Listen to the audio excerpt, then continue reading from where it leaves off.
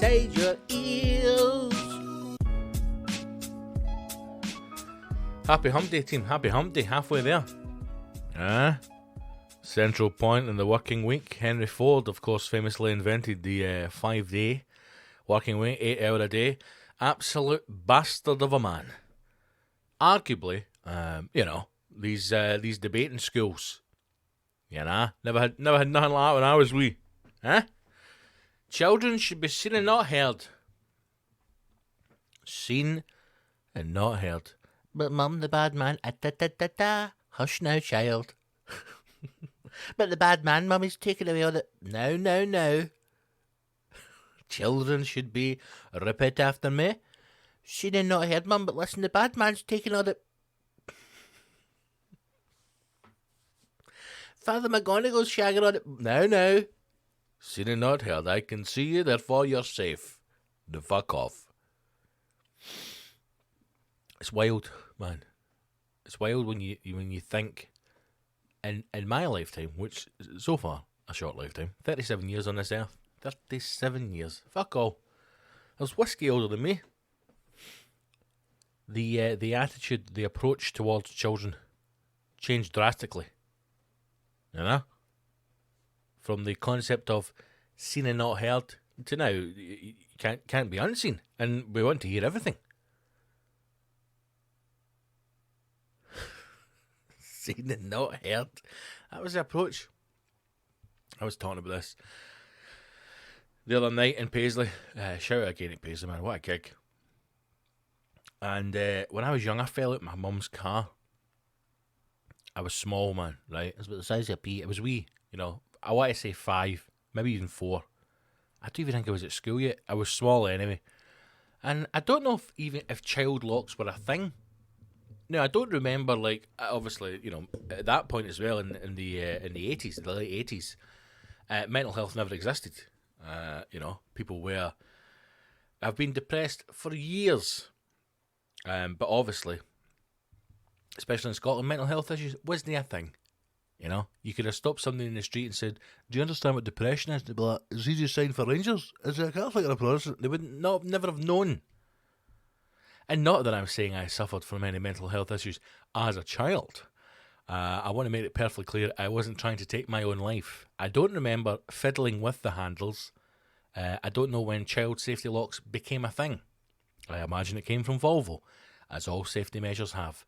Now, I don't know if there was a pandemic in Sweden at the time with young Swedish children launching themselves from the back end of a car. I do not know. But I know that we banked, I think is the technical term, the racing term, banked a corner at a relative speed of 15 mile an hour plus, and the car went left and then the young Gibble went right. Like I said, I don't know if I was just leaning in the door. Health and safety then was not a thing. Cars were literally replaced the horse and cart. It was to get you somewhere. It wasn't a status symbol. You didn't stick things on it. As far as modifications went then, it was fluffy dice. That was it. So I don't know if the car was prepared. I know that I never had a child seat. I mean, I had a seat to sit on, but it was a Yellow Pages and a tea towel. That was your child seat. And we turned left at a rate of knots, and I just rolled out the car like a Michael Bay Hollywood movie. I just rolled out the car. And obviously being young, fragile, a child under the age of 7, your body's just jelly. You're not fully formed yet. I just tucked and rolled. Classic SAS training, and bounced off a wall, And the healing hands of your mother, it doesn't matter what's wrong with you. You could have skint your knee, you could have your femur poking from your leg, you could be bleeding internally, but if your mum rubs you and says you're a big brave boy, suddenly everything's fine, and we carried on with our day. Carried on with our day. Couple of things to take for that. She never changed her route. She never thought, I maybe shouldn't go that corner, it's quite a severe turn, what if that happens again? No. You've got to learn fast as a child growing up in the late 80s in Scotland. You've got to learn to adapt, You've got to learn. That's where probably the world has changed, right, for the worse. If there was a corner which we banked aggressively. And that's the only way you can go. Now, my mother knows that there is a high chance her child will be thrown from the vehicle at some pace, either injuring himself, potentially killing himself. But she's got no option. She's a busy woman. She's got to get her way to either the grandparents or the nursery or the playgroup. She's got to get to work. She's a busy, busy woman. She's not got time for thinking about the safety of her child. So she's a word with the way and she says, listen, remember that time you fell out of the car and you skint 90% of your body and smashed your massive face off that ball? Well, listen, here's what's going to happen. We're not changing the route. So see when we go in that corner, you're going to have to brace. You're going to have to grab onto a seatbelt, an armrest, something. And the chance that door flings open and tries to suck you out, you need to brace for impact. And that's what we did. Whereas now, you would have been taken off the road, the car would have been impounded, there would have been some kind of internal investigation, I imagine, on behalf of the family. It would have been posted on social media. She would have been hounded for being a terrible mother. Social services would have stepped in. I could have gone into care. I might not be here doing this podcast. So I would say sometimes we just need to toughen the fuck up, you know? We just need to toughen the fuck up. I don't even know why I was talking about that. That had, I mean on Sunday at the gig, nothing to do with the show, just popped in my head. That time I fell out of the car. Anyway, how are you? Safe and well, I hope. What's been happening, man? Too much doom and gloom. Too much doom and gloom. I was trying to find a joyful story to talk about today. Something that's happening in the news that might bring us a wee bit of hope for the future. Absolutely fuck all. Although I did find a story about a CIA otter, which I shall share with you later on, which is absolutely spectacular. Tory party conference going on, which I'm trying to think, that's probably like the World Cup for Tories, the Tory party conference. You may not take much interest in any of the political party conferences that are currently going on. Labour obviously had theirs first. The Tories currently having theirs at the moment. I imagine the Lib Dems will be having theirs in a Witherspoon somewhere when they get the six of them together. I don't know what's going on with those fucking numpties. SNP have not had a party conference. I actually don't think they're having one because, you know, Sturgeon likes to bang the drum of it's still COVID and we shouldn't be doing stuff like this anymore. But nothing much is happening at the moment in the world of news. Very much locked down, so to speak, other than slight stories that have been dripped out. We're obviously going mad about your gas and electricity at the moment. I don't know where you are in the world, in the country. Currently freezing in Edinburgh. Absolutely fucking Baltic. Normally I'd have the heat blasting, but I am determined not to lose this battle against the fucking energy companies. I saw a thing the other day. In fact, I read it for once. I thought, I'm going to actually read an article here, try and expand my knowledge. 250%. Now, listen, let's go back a few steps. Each year, your gas and electricity will go up, right? It goes up and down. They don't tell you about it when it goes down. We only hear about it when it goes up. And it goes up throughout the year, and it goes up throughout the day as well. That's why you get canny people doing their washing at fucking 2 in the morning. You know, setting alarms to get up to turn on a tumble dryer at 4:30, because that's when the unit price is a rock bottom. Nobody can sleep in the house on a Sunday because your ma's up doing fucking 8 loads of washing at 2:15 on a Sunday morning. You're young, thinking, my mum and dad dead boring, man, going to bed at 10 o'clock on a Saturday. That's because your ma's got to get up at fucking 3 a.m. to get 8 loads of washing done when it's £14 a unit. But the price of gas and electricity. Is it gas and electricity? Now, I'm stopping myself here, Gibble, right? Let's say energy. Let's go energy, right? Energy price rises UK 2021. Now, I do know that the figures that are bandied about now are about 30%, right? So it's saying that your energy bills, which is gas and electricity, could rise by 30% through this winter period into 2022. But the real figures you have to look at are the start of January. So since this is when I start getting excited and I kind of speak, since the start of January 2021, your energy prices have risen 250%. Let me just say that again for you. The cost of energy has risen 250% since the start of January. Now, without going into great detail, to which I don't know much about, all of this is down to things like Brexit. Yes, it's down to COVID. It's down to the way in which the Russians control the pipelines. It's down to the way in which gas prices per unit are calculated. It's down to prices in which gas is moved across the world.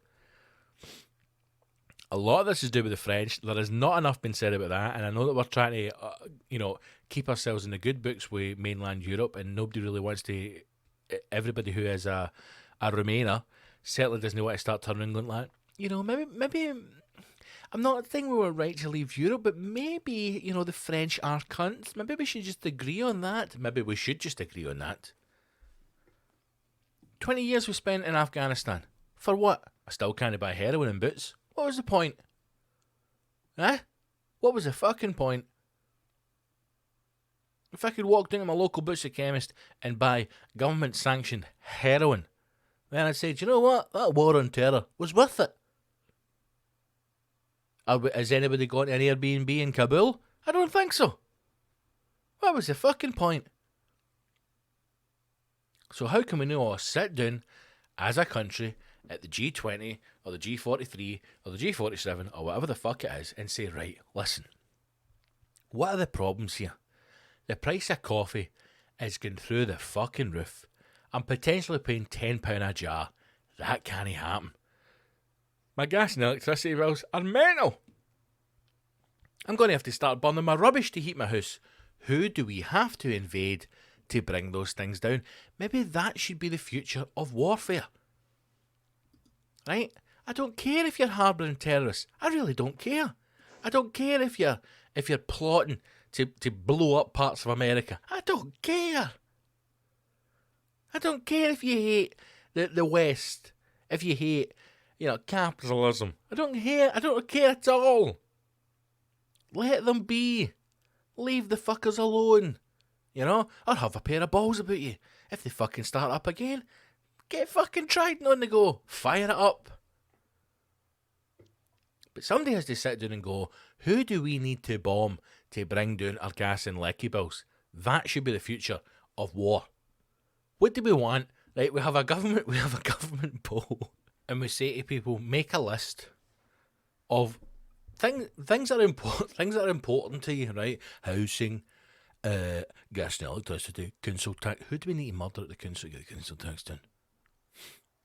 I honestly think that, see if you pay council tax and you don't get your bins lifted, I think you should be able to go down to the clinic and punch a binman in the face. I think that should be... I think we need to bring violence back into day-to-day life.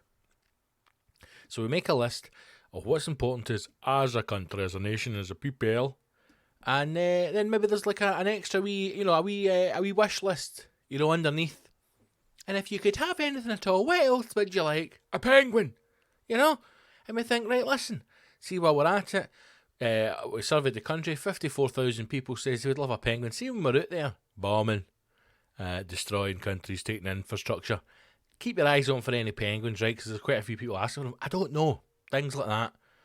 Then we bring it to Parliament and we go, right, we've surveyed the country and they want, the original recipe iron brew back and the cost of gas and electricity down, plus the price of coffee. And then we get 6 months, we form a plan and we go, right, we're going to have to take on the French, the Russian and the Colombians. We're like, fucking here we go.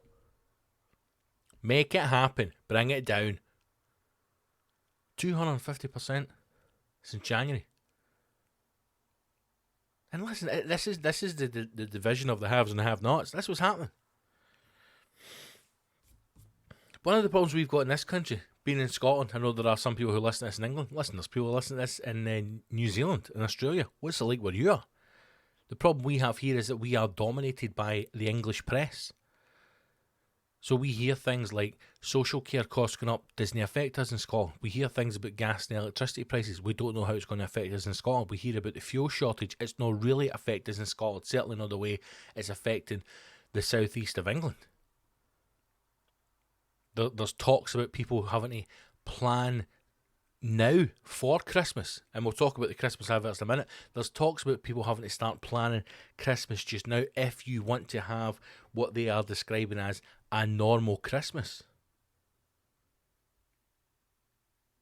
Again, not really affecting us that much in Scotland. So we're kind of living in this weird kind of simulation where we all feel doom and gloom because we're told how fucked up the country is, but in reality, we're not really living in that country. It's a fucking mental situation. So, God knows what's going to happen with the gas and electricity. I like most of you, you will turn your heating on, you know, wash your clothes, do your cooking, watch your telly, whatever it is you need to do, and not really be conscious of your energy bills when they come in, because you will have an understanding of what your bills have been in the past. So God knows what's going to happen when the next one hits. Energy bills could rise as much as 30% next year if gas and electricity prices continue to soar and more suppliers go bust. Apparently there was another energy supplier on the brink of closure the other day. 250,000 customers it has, going back to the government and I think Ofgem in order to find them a new supplier. The research firm Cornwall Insight is forecasting that the energy price cap set at a record £1,277 a year from October 1st is going to have to be significantly boosted in spring 2020 as the energy crisis continues. However, I mean, to be fair, the Tories have said they will not budge on the energy cap. How long they can withstand that position for, I don't know. The firm expects energy price cap to be put up by about 30% to about 1,660 by the industry regulator. Ofgem has said that if gas prices rise or stay at such elevated levels, it will have to push the price cap up when it is reviewed on April 1st. Now, these are the important things to take from it, certainly when it comes to figures, because you'll see things promoted like 30% increase, potential rise in 2022, and that percentage, that 30%, is an increase to the price cap. That's not an increase as to what you've been paying, because like I said, from the start of this year to now, the cost of energy has gone up 250%. Who do we have to fucking kill? Is it Macron? Do we need to go over there? Do we want to go in the Eurostar and batter the fuck out of Macron with macarons? Is that what we need to do? Wholesale gas and electricity prices continue to reach new records. Successive supplier exits during September and a new level for the default tariff cap. The Great British energy market remains on the edge for fresh volatility and further consideration, said Craig Lowry, a senior consultant at Cornwall Insight. 9 suppliers have collapsed in recent weeks, a 10th yesterday, after finding themselves unable to maintain price promises in the face of soaring wholesale gas prices. It's predicted that more could follow. I do love these businesses that go bust, where they will promise people a cap on their pricing, usually per unit, possibly per year, and sway you from another supplier, so you will move over. And then when the price rises and they are no longer able to meet those initial contract agreements, they simply cease to exist. They simply go bust. Now, if the shoe's on the other foot and you are unable to pay your gas and lecky bill, or whether it be your rent or your social housing or even your mortgage, dare I suggest, through a global pandemic where you possibly lose your job, are you able to just go, listen, I'm really sorry, but I've actually gone bust, so I will not be paying that. Thank you very much now. No, you cannot. The tens of millions that has been made in profit by energy companies in the UK over the last 10, 20, 30, 50 plus years. The discussion that's happening just now in Parliament about certain bailouts for certain industries, sometimes I find it quite difficult to swallow, as what she said, because I am concerned that a lot of business and a lot of industry that is currently on, as they talk about, the brink of disaster or the edge. Disaster has not hit for many businesses. Many it has, and I'm talking more of international business, global business. I'm not talking about somebody who runs a cafe or somebody who has, a family-run pub for the last 100 years. I'm talking big business. And these companies will have enjoyed tens of millions, hundreds of millions of pounds worth of profit in years gone by, pre-COVID. And there is never a discussion of living within the means or reduction in profit. They all want to maintain that level.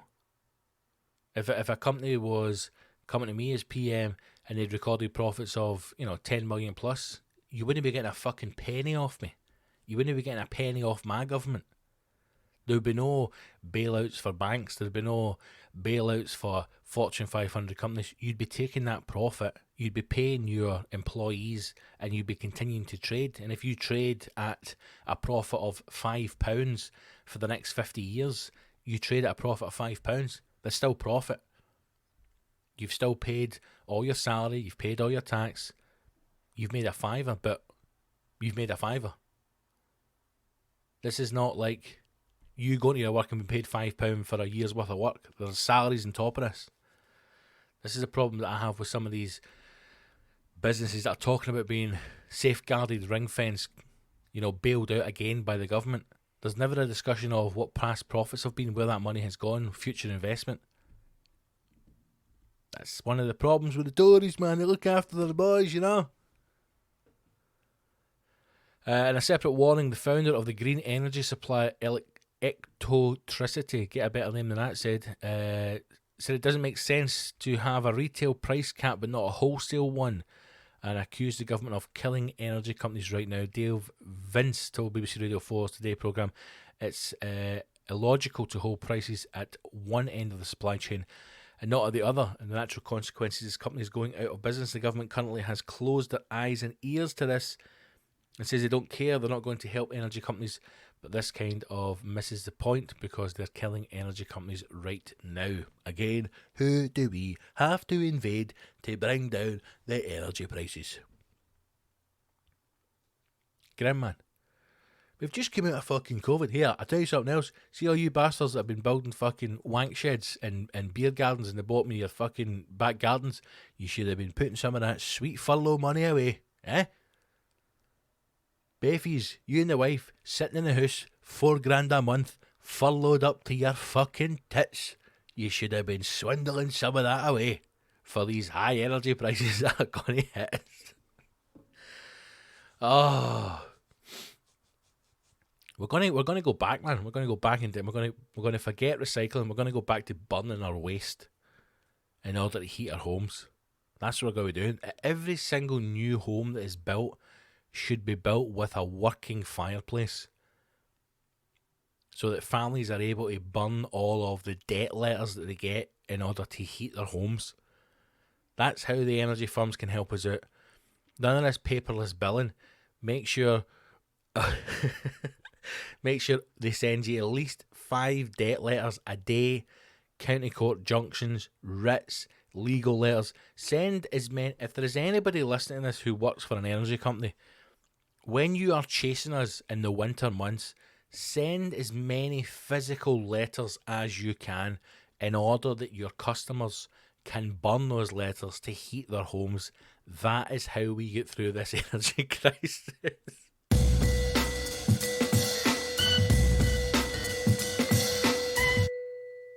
Right. Moving away from extreme violence, as we often tend to ponder down in the podcast. I need, like Newcastle, I need the Saudis to come in and buy this podcast. I need new equipment. I've never known a mic stand boom arm to be as bloody squeaky as this one, let me tell you. But we need to get some new bits and bobs, man. I need to get the podcast sounding a little bit crisper. I think, the dulcet tones of Gibbo. We'll do it eventually. We'll get some bits and bobs in. Maybe Santa Claus, the fat bastard, will bring us some new bits and pieces. Anyway, as always, we digress. What I was going to say, I was in Newcastle, actually, oddly, visiting the Saudis. No, I am amazed at that whole situation. If you don't know, if you're not a sports person, what do you know, how do you fill your time? What makes you happy? I don't get people who are no into football. Other sports, all right, they're shit. But soccer, god damn it, what a game. You may or may not be aware, the Saudis, that's right, our favourite human rights activists, the Saudi Arabians, have bought Newcastle United. They have been drawn by the... Do you know what? It's actually a good move, right? Because here's the thing about it, right? See if ISIS got themselves together, right? Or maybe no ISIS, because they're a bad branch of the Taliban. But see if the Taliban got themselves together, right? And squared up Afghanistan and started legitimately selling heroin and the poppies and everything else, right? And their lithium or whatever else they've got under the fucking desert, right? Find dinosaur bones or whatever it is that they find. And the Taliban turn Afghanistan around, and Afghanistan becomes the new Dubai, right? And Afghanistan is thriving. And the Taliban, 10 years down the line, you know, you've got influencers going out to Kabul, you know, into Helmand's province, and they're doing TikTok. This is where my dad lost his legs 25 years ago. Hey, make sure you buy Squarespace for your website domain name. This is where my dad and his friends drove over an IED. He lost 4 of his fingers. Make sure you subscribe and like this post. That's the future that the Taliban want.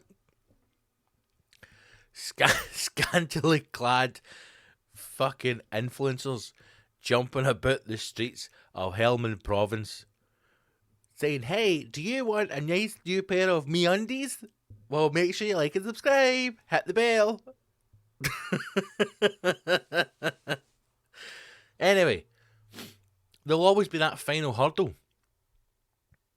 You know, where people just only, well, I can't forgive the bastards for what they did. They'll that be that final hurdle. And what better way to ingratiate yourself into the Western psyche than by buying a soccer team? If the Taliban were to get all their money together and they were to buy Manchester United, Tottenham, Chelsea, whatever, you know, Abramovich like, listen, I'm going back to Russia, man, to have caviar and get pissed on by classic hookers. He's off. Taliban come in with all that sweet heroin money. They buy Chelsea. Overnight, the idea of them would change. And I honestly think this is what the Saudis are doing. I think the Saudis want to play ball. No, pardon the pun. I think they want to be involved. I think they see themselves as the America of the Middle East. I think not that I'm saying that they're going to use their power for good. I'm just saying, I think they want to be involved in everything. And I think they're going about it the right way. Not in the sense of, you know, how they treat women or human rights records or fucking chopping up journalists. But again, how many times have I said it? I admire the Russians and the Chinese, and you've got to probably put the Saudis into that bracket. Yes, they took a journalist into an Egyptian embassy. Yes, they chopped him up into little bits. Yes, they flushed him down the plug. And yes, everybody knows it was them. Has anything happened? No. And why has nothing happened? Because nobody's got the fucking balls to say to MBS, listen, you bastard, you're in bother. I know it's wrong. I do not condone it. I'm not saying you go there and chop people up. I'm just saying, have we got to admire somebody that says, look, see if you keep writing this stuff about me, I'm going to chop you up into little bits. And they go, ha, very good. And then they write more stuff and they chop them up into little bits. I mean, I can't be the only one that thinks, maybe you should have listened. Anyway, what better way to tell the world that you are, you know, happy-go-lucky, free-thinking nation of people than by buying a football soccer team in the best and biggest league in the world, the English Premiership. Interestingly, that the other 19 clubs are now apparently kicking off, which I find a little bit strange. Because there's a lot. Obviously, there's a lot of questionable money that flows through, world football, not just the Premiership. And I think the reason why the other 19 clubs are so angry or against this is simply because they do not have that money. I really honestly think that's it. I think that everybody seems to forget very quickly the six who tried to break away to form that European League. And now they're in a position where literally no one else can compete with this level of money. I mean, we look at the money that goes through Manchester City, and staggering amount of wealth. Everybody tells the famous story when they bought the club, the Sheikhs bought the club, and people were trying to get some kind of information out of them at the start. And this is right back at the start when the deal was done. Nobody knew anything about the Sheikhs who were coming in. The Emiratis, no idea about them, what was behind it, the money involved, not a clue. And they contacted the offices of the trading company to try and get some information from them. And as far as I know, the story I was told, I was a respected news journalist, and the response that came back was, "We do not comment on acquisitions under 500 million. Now, that's the level of wealth that you're dealing with back then. We do not comment on business acquisitions under 500 million. That's like you coming in for your night out, and your missus like going, "Well, where's all the money at the joint account? I do not comment on business acquisitions under £16. Thank you very much." 500 million. Right, staggering wealth. You now have a group of people in charge of a football team with a reported wealth of 320 billion. 320 billion. I had to laugh at an image that was going around on social media, and it was the top 10 wealthiest owners in the Premiership. And you had the Saudis, obviously number one, 320 billion. The next one down from that was like 40 billion. And it went down to the Glazers at like 4 billion. You had the guy, I don't know his name, at Liverpool, Fenway Sports, and he was like 14 billion. And you're going through that going, "Yeah, this fucking dick's only got 14 billion. 14 billion. This is the level of wealth we're talking about now, where we are mocking people who only have 14 billion. 14 billion about that. The poor bastard. How does he get out of bed in the morning? He's only got 14 billion. Bet he can't chop up journalists in a fucking Egyptian embassy. A staggering amount of wealth is about to come into the English game. Now, the situation with football ourselves, I imagine, it has probably been at a tipping point for quite some time. Yes, we're talking about football, and I know a lot of you are going to switch off, but hey, we're going down this rabbit hole, man. The salaries in the Premiership and English game, shocking. The clubs that are in the pyramid below, we're seeing more and more either go out of business, go into administration, or you're seeing large clubs with large fan bases, long history, being taken out of the Football League altogether. It is becoming almost a vast split between the Premiership and the rest of the pyramid in English football. There was an interesting thing said the other day, actually, when it was talking about the distribution of wealth throughout the game, and it was saying that the reason why they have things called a parachute payment is in relation to that fall from the Premiership down to the Championship is so vast that you almost need a parachute so you don't die.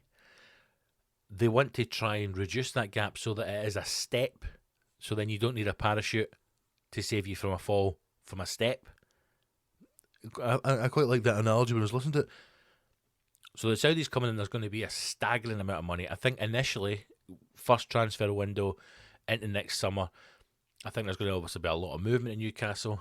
I imagine the city themselves We'll see great differences. There'll probably be a lot of business now coming into Newcastle. Newcastle's probably going to be the northern powerhouse that Manchester thought it would become.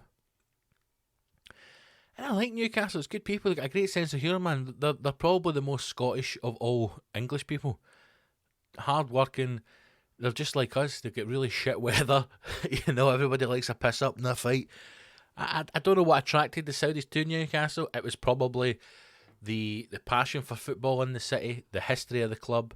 I imagine certainly the size of the stadium and the fan base they have, and probably that guy that punched a police horse. That was probably the deal breaker.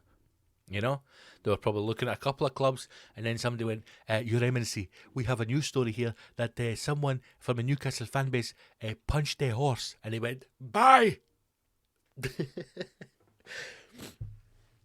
What was it attracted you to Newcastle, MBS? Well, some mad Geordie cunt that fucking roundhouse kicked a horse right in the chops. And I thought, that's the club for me. We took a trip to Newcastle and we saw 2 men and 2 women wrestling Greco style in the street, and then somebody headbutted a police squirrel, and we thought, fucking, we've landed. Oh, Newcastle, the Saudi Arabia of England. So it's going to be big changes, insanity. I think they're actually going to do it right. I know there's been a lot of people talking about putting together like a fantasy championship manager team, but I think they're going to do it right. From what I can understand, the people who they've put in place to manage the club, because obviously the Saudis aren't directly involved in it. They've bought it. It'll be their club. They're going to turn up, in the good dress and the dish dash. They'll be sitting in the director's box. The Geordies will be going absolutely mental. It'll be good banter. If it was going to happen to any club, if the Saudi Arabians were going to come in and buy any club, Newcastle's probably the right fit. Because the Geordies have got the right sense of humour to deal with this kind of carry on. And no matter what happens, they're not going to change. And in an odd way, it's completely different from City. Because Newcastle have a history of not prolonged success, but certainly they have a history of challenging and a history of winning things. So to see them return to the top echelon of English football, it wouldn't be such a shock.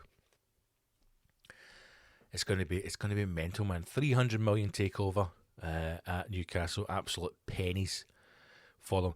Article here from the Independent was this saying, Danny Rogers, good name for a sports journalist. Those people dismissing Saudi Arabians' takeover of Newcastle United as a football story underrate its significance as a huge business story, political, and one with PR, brands and reputations at its core. Saudis and their consortium spent 300 million buying the Northern club and will have to invest hundreds of millions to revive it. But what are they really buying? At face value, they are purchasing a great sports brand. The distinctive black and white Magpies have a romantic history, correct? Thanks to the accomplishments of Jackie Milburn, Kevin Keegan, Bobby Robson. Moreover, this unique Geordie city has a famously large, passionate and loyal fan base. I could be wrong, but I think I am right in saying that Newcastle is only one. I'm trying to think if there's any other. It's basically the one of only a few, let's just say that, cities which have one football team. So, for example, Newcastle only has Newcastle, like Glasgow has Rangers Celtic, Liverpool has Liverpool Everton, London has Arsenal, Chelsea, Tottenham, Watford, Reading, the list goes on. Manchester United, Manchester City. There are usually one or two sports teams within a city, whereas Newcastle is just Newcastle. There's no other team. So the fan base, the passion, everybody in the city is Newcastle. The Saudi owners also revive the city of Newcastle, as Man City's owners, the Abu Dhabi royal family, have with the parts of the city. Local communities and influential people in the UK's political and financial world will look more favourably on the Middle Eastern country. Saudi Arabia presently has a poor reputation among such influencers thanks to a linity of human rights abuses and notoriously in 2018. the murder of Kamal Khashoggi, a Washington Post journalist, critical of a Saudi when he was chopped up in an Egyptian embassy. Oh, nothing really said about the Egyptians in this one. A period of successful involvement in Newcastle would no doubt improve Saudi's reputation around the world. Of course it would, is that what I'm saying? What better way to get yourself into the psyche of, day-to-day thinking that completely change someone's mindset on horrific human rights policy, the way in which they treat women, the way in which they treat their own people. What better way to get around that than buying a football team? And that's so cynical of me to say, but that's fucking what it is. The Saudi Crown Prince is said to have directly lobbied Boris Johnson about his shatty sale, and that email came in when Saudi's first approach 18 months ago also was rejected by the Premier League. Things were subsequently smoothed over. You may have heard this thing as beIN Sports, BEIN, beIN Sports, is the official partner of the Premier League in the Middle East. So sometimes in the old days when you would get like a dodgy box or you've been like some kind of shit pub in Kilmarnock and it would be like beIN Sports on the TV and you're like, how the fuck are they getting the Liverpool game on at this time? They would get a dodgy signal, right? So when the first attempt at the takeover was shut down by the government and by the Premier League, the Saudis in the Middle East basically banned beIN Sports and then just pirated the signal.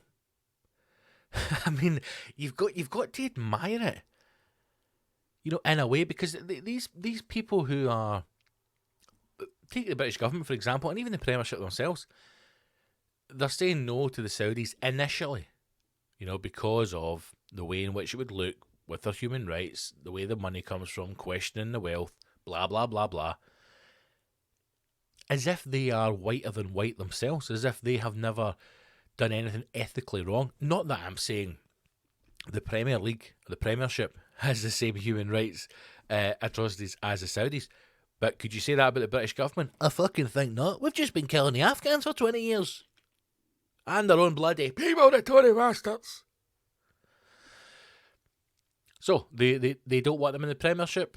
They're not going to allow the Premiership in the Saudis, but people in Saudi still want to watch their games, so what will we do? We'll just ban them, and then we'll pirate the films, the games ourselves. Brilliant. So that's obviously was the first move for the Saudis. You may have seen that news article in which beIN Sports was now brought back in. The piracy was removed. Everything's hunky-dory. And then within a matter of, weeks, the takeover happened. The takeover last week and the communication since have involved lots of investment and expertise. The consortium is using the former Sunday Times business editor Ian Day, now managing director at PR giant Elderman. On the deal is also employed sports finance communication specialist David Bick. So far, this reputational strategy has been a success. First, the deal actually went through. Second, because Newcastle fans have welcomed the new owners with open arms. I mean, they've done so because of Mike Ashley. Again, that's another one that's got to be questioned as well, because as much as Newcastle fans with a passion, hate Mike Ashley, you've got to think that the reason why the takeover was probably so smooth, and the reason why the rebuild and the success will be so smooth, yes, there is a staggering amount of wealth there, but it's a club that is in no debt. Newcastle has no fat on it. Not £1 of debt exists within that club, because Mike Ashley has made the mistake of coming in and running Newcastle like a business and not like a football team. That seems to be his only crime. He ran it like a business and not a football team. A very, very, very successful businessman. Very successful businessman. Continues to be so. I don't think he'll stop until he owns every fucking shop in the high street. That seems to be his goal. But he's left that club with arguably one of the most financially stable football teams on the planet. So now the Saudis come in. The problem with them might be how long before the Saudis are bored. Will it be an endless money pit? But again, they have so much wealth that it literally could be an endless money pit. Who knows? I don't even know why we started talking about the Saudi, about Newcastle, because I was going to talk about McDonald's, which we'll talk about now. So we were in Newcastle the weekend. My missus, the good lady, her sister and brother-in-law live in Newcastle. The Geordies. And, oh, God, sorry, that was a terrible yawn. Be honest with me, how many of you are now yawning after I have yawned? Drove down to Newcastle to see our nieces. The wee one is 3 today, actually. And drove down from Edinburgh, 15 minutes in the car. What is it, 2.5 hours or something like that? And got there, went for a McDonald's. I don't like to turn up to somebody's house hungry, right? Because yes, they're family, but there's still sometimes that awkward bit of, you're like, do you want something? You know why I put people out, right? So you get a wee quick burger, nothing major, quick burger, wee drink, and then you rock up, and you're relaxed, you're fine, you have a laugh, ha ha ha ha, and then you have your dinner at night, whatever, right? So anyway, went there. Now, interestingly, conversation come up with me and the missus about McDonald's, right? And specifically about Ronald McDonald. Now, I had not realised that Ronald McDonald was gone. I hadn't realised it. Some of you may not have either, or some of you may be completely aware of it. Totally removed. You will find no reference to Ronald McDonald in McDonald's anymore. None whatsoever.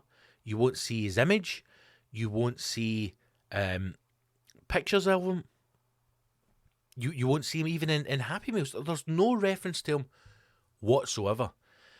And interestingly enough, almost as if they were listening, I found an article written on Vice by a journalist called Amelia Tate about the death of Ronald McDonald. Now, almost exactly what the missus had told me. This all stopped around the time of, do you remember when we were having these killer clown sightings in America, and then it came over to the UK? So like people were dressing up as the It Clown and killer clowns and just scaring the shit out of people, right? Just like walking towards their house, or now I don't know off the top of my head, but there may have been occasions, probably in America, where I think people were actually killed by them. I don't know, right? Somebody may have been dressed as a clown with a gun or a samurai sword. I'd go samurai sword and just fucking shot people or chopped. I don't know. But at that time when that kind of killer clown, easy for you to say, craze was happening, is around about the same time that they removed Ronald McDonald. But the plot thickens. And it just goes to show the power of McDonald's. Again, money, wealth, fear, extreme violence. No one is discussing it. No one is talking about why he was removed. And people who have been official Ronald McDonald's, employed by McDonald's in America, will not even speak of it. It's quite a long article. I'm not going to read the whole thing. We're just going to take bits from it. If you want to read it, go to vice.com or just simply type in the death of Ronald McDonald Vice and you'll find it. Amelia Tate is the journalist. So it's in here, 1934, Ronald McDonald was born, second oldest hospital in Virginia. Obviously not the character, the person who first played Ronald McDonald, a gentleman called Willard Scott. He debuted on television as Ronald McDonald, the hamburger happy clown, after Scott retired from his role as a radio DJ in 1965. Number of other actors filled the yellow lace boots, alternatively apprehending the ham burglar and visiting sick kids in the UK. In the UK, Ronald never seemed quite as popular as in the US, but could still buy an official Ronald McDonald wristwatch for £2.40 in 1986. In 2003, he starred in a couple of comic books that came free with Happy Meals. Interesting that we all know Ronald McDonald, right? But he never really was that popular in the UK. And I'll give you my idea on it. If you had a birthday party in America and Ronald McDonald would turn up at the McDonald's, the person who was in that suit, I would argue 99.999% of the time would be American. So he's going to make it a wonderful, happy experience for your child and the whole family. Whereas if you had a birthday party in a Scottish, English, a British McDonald's, 99.99999% of the time, the person who is in that suit is going to be a work-shy, lazy, possibly drunk, hungover, bastard cunt, British McDonald's employee. It's not going to be the same experience. Is that why it never took off? Who knows? This is where it gets interesting. On the topic of Ronald McDonald, the official McDonald's website declares, "We're afraid that Ronald McDonald no longer appears in McDonald's UK advertising," before adding that he still travels up and down the country to visit restaurants to make sure everyone is enjoying their meals. That sounds slightly terrifying. That sounds a little creepy. He no longer appears in advertising. But he does travel the UK. Let me make that very clear. He does travel the UK, making sure that everyone enjoys their meals. That's like somebody sitting at a McDonald's, taking a bite of a burger and going, "Oh, that is shit, man." And then just Ronald McDonald slides in. "What did you say, cunt? Want to play a game?" "What you up to these days, Ron?" "I just travel up and down the UK, mate, making sure cunts are enjoying their dinner. What if they don't enjoy it? I'll make sure they enjoy it." Ronald McDonald skiing your hand job under the table while you have a strawberry milkshake. McDonald's UK press office declined to elaborate on the reasons for the clown's departure, but clarified Ronald hasn't appeared in any UK advertising since 2014. Now, I did not think it was as long ago as that. This includes any appearances in restaurants. When pressed for an explanation, the press officer replied, "I'm afraid we don't have anything further to add." Now, why would you not just come out and say that the reason why, or just make up a story, just have a reason why they don't do it? Whether it be they don't want it to, they don't want fast food to, maybe they don't want to appeal to children anymore, but then they've changed all their marketing to make it still a destination for children. I think they're just adding to the story by not clarifying the reasons for it. You go on further in the article, says, what happened in 2014 exactly to make Ronald disappear? In 2016, McDonald's announced that Ronald would be taking a step back because of the year's global creepy clown sightings, with 2 Coventry clowns even chasing children across a park. Now, that's genius, man. Why did McDonald's not take the scary clown situation in 2016, right, when it came to the UK? Because again, they've shown in the past that not all marketing works the same. British people don't think like Americans. Americans don't think like Europeans. So why not change it up? I guarantee you this. See if McDonald's in the UK at that time in 2016, when people were dressing up as clowns and chasing wains or fucking terrifying cunts in their gardens, see if McDonald's had made Ronald McDonald into a scary clown. Like if they'd started a marketing campaign where Ronald McDonald and the clown from It formed like a mad gang, and then opened like an adult, not an adult themed, like an adult themed restaurant, where you could be sitting having a burger and like a terrifying fucking Ronald McDonald would steam out of the back. Like people would go. People would go along with that for a night. That would be a great stag do. You imagine saying, "What have you got planned, Franco?" "Right, we're going to McDonald's." "Are you fucking serious?" "Aye, but it's a different kind of McDonald's."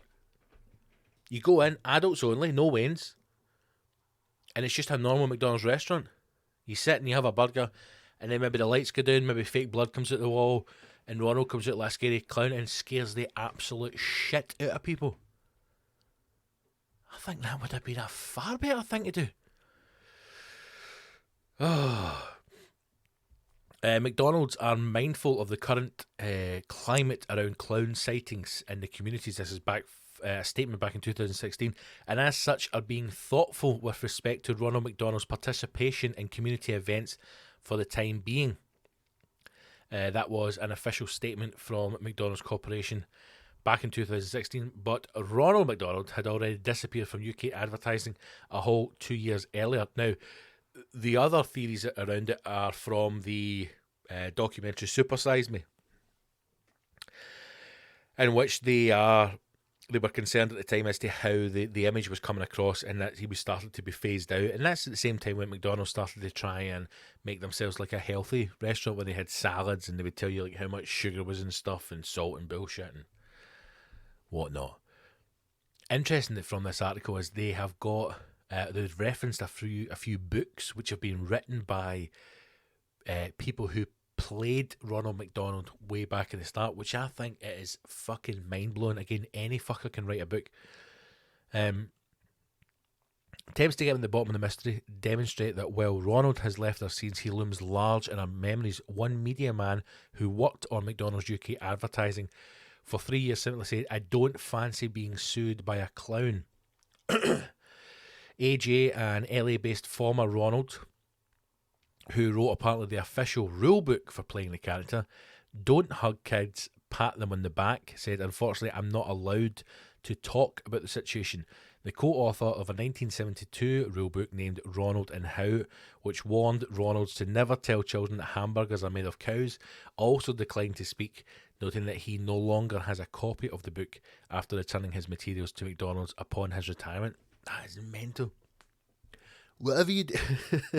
Any advice on playing Ronald? Right, first of all, do not touch kids. Rule number 1. Rule number 2, do not tell them that the burgers are made from cows. Other than that, you're good to go. Don't touch the kids, don't scare the kids. Okay. Mad. I wonder if he'll ever make an appearance. I wonder if they'll ever bring him back.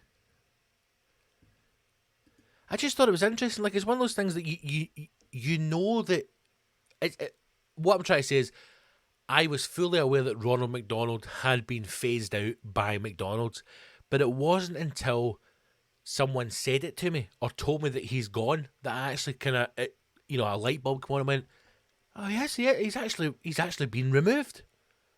He's gone, man. They've Kevin Spacey'd him. They've just fucking ripped him right out."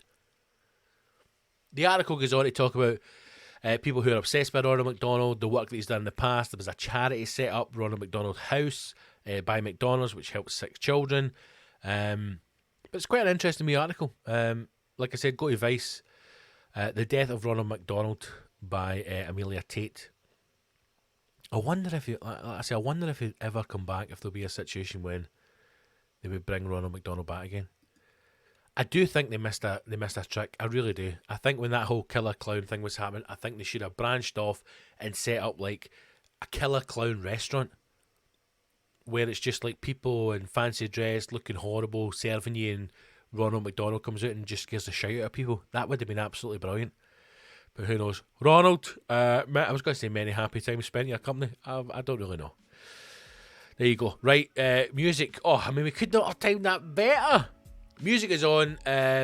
Share the podcast, subscribe, listen, join the Patreon. New episodes on a Sunday, every Wednesday. And yeah, that's it. Check the website, bigscottgibson.com, for live dates. And I'll see you all soon. Wash your hands and your arsehole. And I'll see you in the battlefield. Take care. Onwards.